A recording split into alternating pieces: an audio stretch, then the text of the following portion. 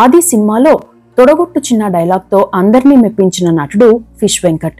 తన నటనతో పాటు ఎక్స్ప్రెషన్స్ తో నవరసాలు పండించగల మేటి నటుడు కూడా.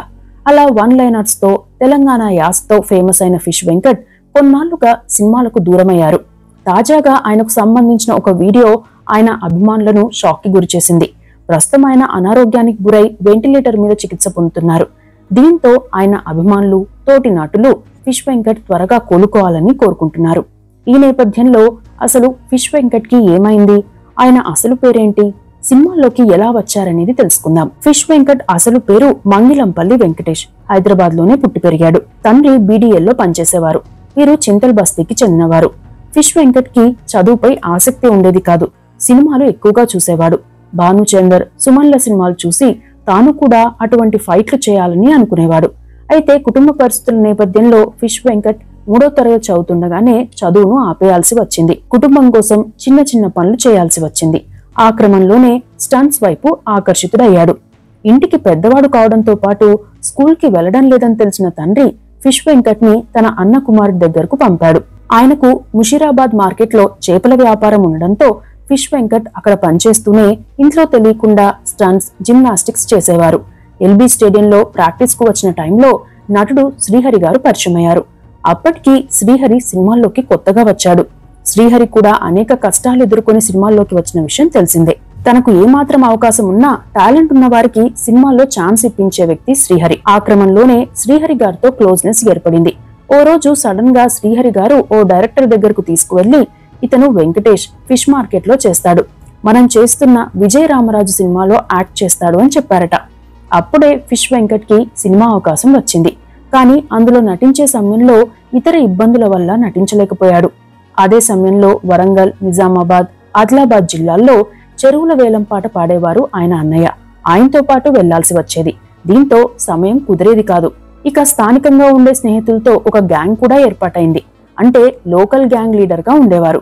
గొడవలు జరిగేవి. వాళ్ళ అన్న సహకారంతో కేసుల వరకు వెళ్లేవి కాదు. ఇక చేపల వ్యాపారం చేసేవారు కాబట్టి అందరూ ఫిష్ వెంకట్ అని పిలిచేవారు.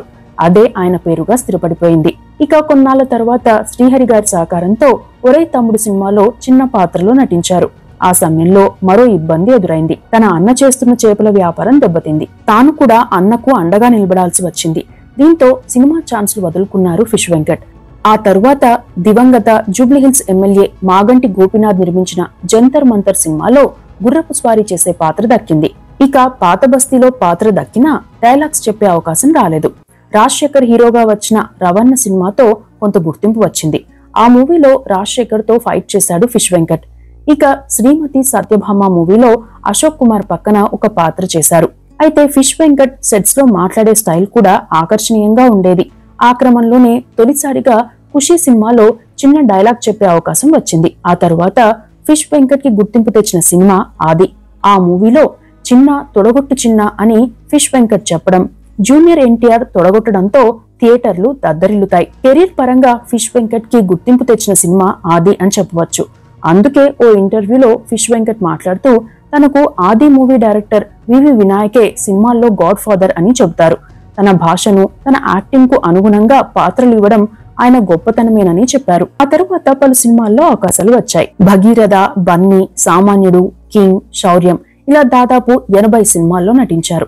ఇక 2012లో వచ్చిన గబ్బర్ సింగ్ లో అంత్యాక్షరి ఎపిసోడ్ లో చందమామ రావే అని పాడి ప్రేక్షకులను నవ్వించారు ఫిష్ వెంకట్. అయితే ప్రేక్షకులను ఎంతగానో నవ్వించిన ఫిష్ వెంకట్ కొన్నాళ్లుగా అనారోగ్యానికి గురవుతున్నారు. దీంతో 2022 నుండి సినిమాలు తగ్గిపోయాయి.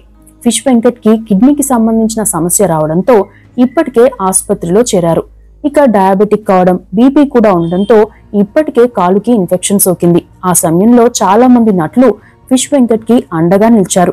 నిర్మాత చదలవాడ శ్రీనివాసరావు ₹1,00,000 సాయం చేయగా ఒకే ఒక్కసారి పవన్ కళ్యాణ్ ని కలిసి తన పరిస్థితి గురించి చెప్తే పవన్ కళ్యాణ్ ₹2,00,000 ఆర్థిక సాయం చేశారు. ఈ అంశాన్ని స్వయంగా ఫిష్ వెంకట్ ఓ ఇంటర్వ్యూలో చెప్పారు. అయితే అప్పట్లో ఫిష్ వెంకట్ కోలుకున్నట్లుగానే కనిపించినా మళ్లీ ఆసుపత్రిలో చేరారు. ప్రస్తుతం వెంటిలేటర్ పై చికిత్స పొందుతున్నారు. ఫిష్ వెంకట్ ఫ్యామిలీ లైఫ్ విషయానికి వస్తే 2 కొడుకులు, 1 కుమార్తె ఉన్నారు. పెద్ద కుమారుడు యాదేశ్ సినిమా రంగంలోనే ఉన్నాడు. వీడు తేడా, ప్రేమ ఒక మైకం, డీ ఫర్ దోపిడీ సినిమాల్లో నటించాడు. రెండో కుమారుడు చదువుకుంటున్నాడు. గతంలో ఓసారి ప్రమాదవశాత్తు మేడ మీద నుండి పడిపోయాడు ఫిష్ వెంకట్. దాదాపు వారం రోజుల పాటు కోమాలో ఉన్నారు. ఆ సమయంలో తనను తన భార్య సువర్ణ కాపాడిందని ఓ ఇంటర్వ్యూలో చెప్పారు. ఇక తాజాగా ఆయనకు సంబంధించిన ఫోటోలు బయటకు రావడంతో ఆయన త్వరగా కోలుకోవాలని, మళ్లీ సినిమాల్లో నటించాలని నెటిజన్లు కామెంట్లు పెడుతున్నారు. మనం కూడా ఫిష్ వెంకట్ కోలుకోవాలని, మళ్లీ సినిమాలో నటించాలని కోరుకుందాం.